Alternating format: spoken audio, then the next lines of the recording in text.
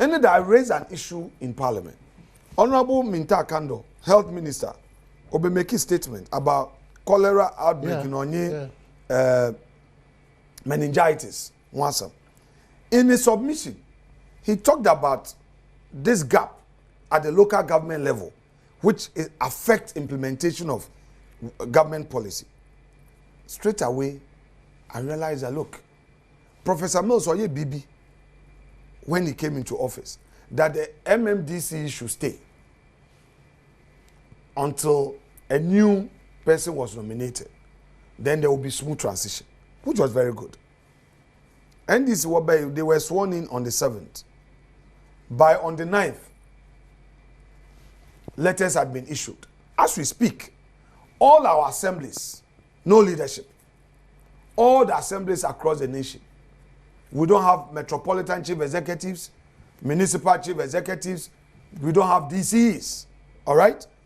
You leave the country, the local governance, in the hands of civil servants. And you need a certain political direction. Civil servants, all you need to because by need training, or you neutral, on take firm decision.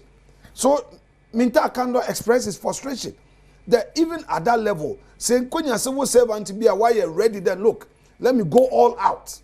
Things will stagnate. Why is it taking the government too long?